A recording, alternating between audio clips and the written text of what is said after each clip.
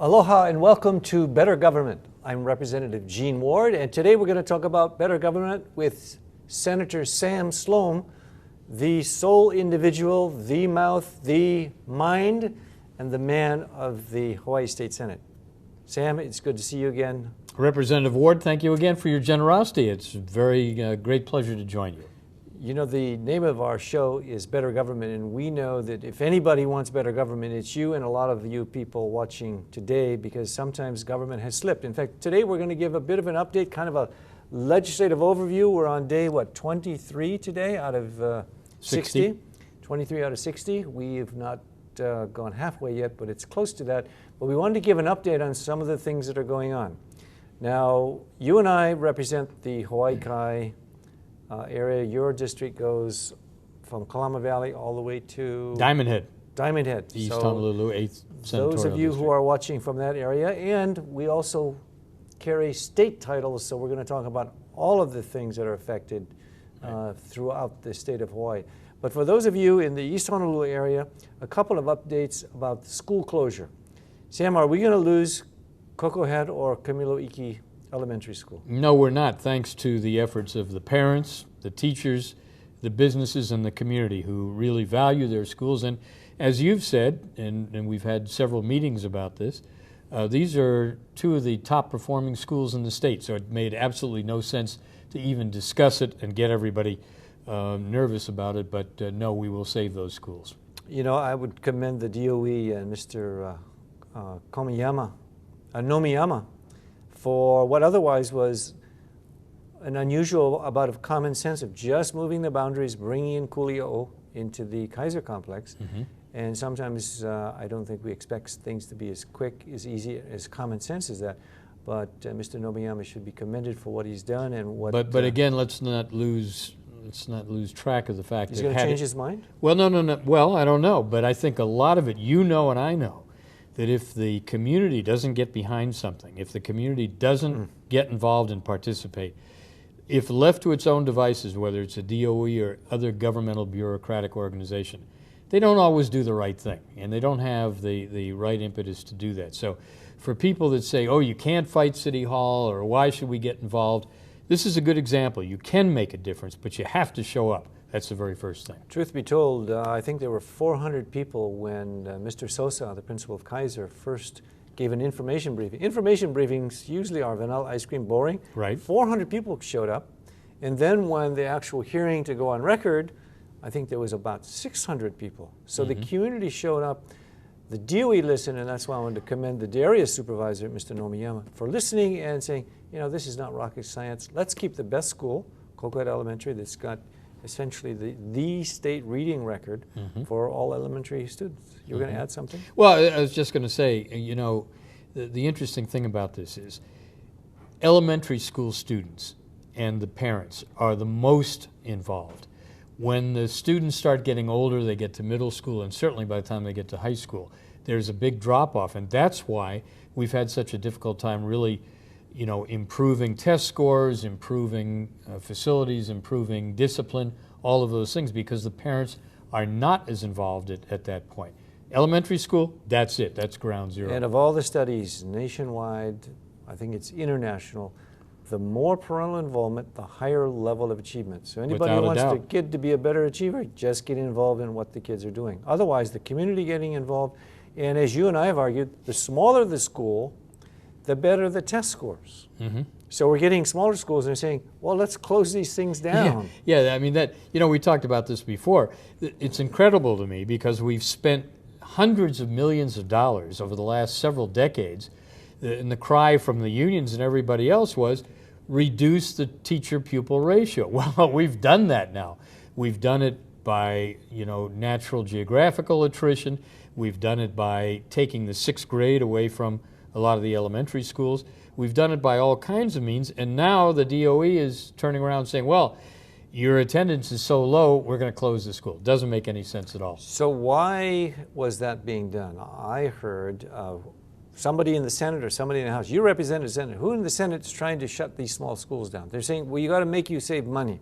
Yep. Well, and you know, because we've been through it, when Wailupi Valley School was closed, That was the issue. And I went to the hearings, I testified against it and all of that, the parents, and that had gone on for 10, 15 years exactly. easily. Exactly. And a lot of the parents withdrew their children because they were tired of hearing the school's going to close next year. So they went ahead and made a preemptive strike. But when the school was finally closed, two things didn't happen. Number one, there was no money saved. And number two, the buildings and the facilities were not put to good community use. There were all kinds of ideas. As you know, most of them had to do with education, a charter school or educational facilities. They didn't do that, and instead for 18 months, the school has been vacant. There's been vandalism, there's been extra cost generated, and no money saved.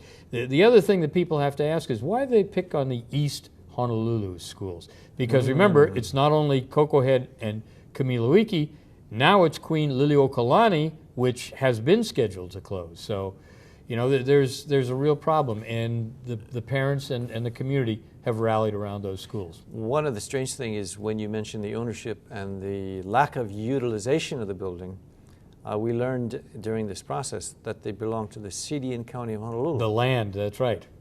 Yeah. And what they are doing in the school business, maybe in territorial days. Gene, you remember from the old days, I mean, still the single most important book that's ever been written by or about Hawaii is Land and Power in Hawaii.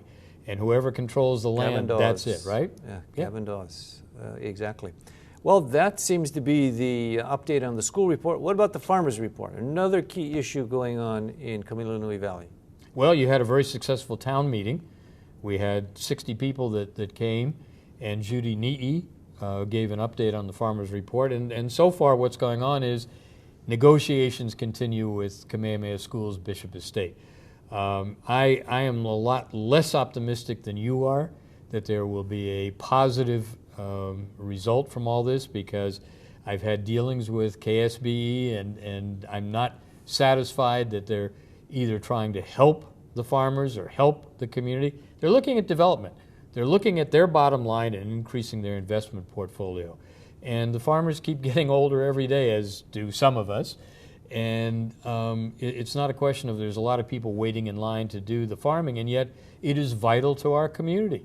And it's vital. I mean, here we are with all these sustainability programs, and we're saying buy local, eat local, produce local, and yet we're doing everything possible to make it impossible for the farmers. Because those are private contract negotiations, we can't actually enter in a public forum such as this in any detail, but sure. I would, in defense of my optimism, I think in terms of what is at stake for the community versus what is at stake for Kamehameha Schools Bishop Estate, they benefit much more by keeping those farmers until their 55-year leases are over. There's only 50 more years to go, and the community is very concerned and that's my biggest concern, that land stays in agriculture. Yeah. Another subdivision in Hawaii Kai would obliterate the lifestyle. Gene, please. You're being too rational and too reasonable.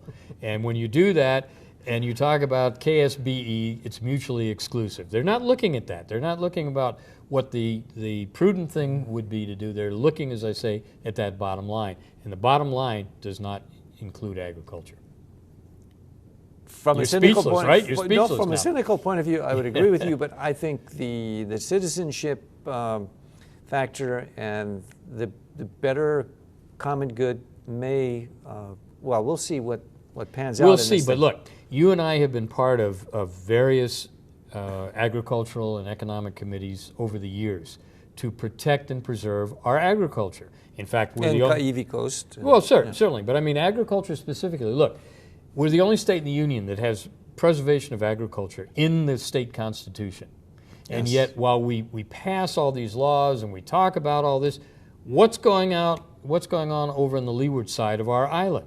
We're going to have a rail, maybe, an $8 billion train to nowhere, but in the meantime, you've got the last remaining mid-island agricultural lands that are under attack for use as more development, more housing, more commercial development when we don't have the infrastructure, the roads, or anything to sustain it. So even though we pass all these wonderful things about preserving agriculture, and we say how wonderful it is, our acts belie our words, and so it's a constant battle for those in the agricultural community. And we know how hard it is to be a farmer. Exactly. Even though the Everplains are the most fertile plains that we have on Oahu, Granted. the ability to get and to make money in the agriculture business is tough. And that's why, again, I would use the farmers in Kamilanui Valley, because even if they paid the exorbitant 2,800% increase exorbitant rent that Bishop Estate Kamehameha Schools wants, they can win the war but lose the battle, or win the battle and lose the war, because the amount of public outrage or the amount of public relations that they would lose would not, I think, be to their satisfaction. And the other part of that is it's a good economics lesson too. When taxes go up or rents go up or fuel or utilities, you know, the idea down here in the capital is, oh, then business people, including farmers, can just pass that along in their final prices. Well, you and I know that's not true. You can absorb some of it. You may possibly be able to pass along something, but our folks are hurting here in Hawaii. We are among the highest taxed. Our standard of living has been declining. We've got more and more regulations and fees and costs. We know what's happening with the volatile gasoline situation and food. All of these things are interrelated, and we pay more than everybody else. So it's not simply a point where businesses or farmers can pass along those costs. And if they can't absorb them and they can't pass them along, they're out of business. That is a great segue to fast forward to yesterday when Governor Abercrombie presented his first budget as the first-time governor of the state of Hawaii.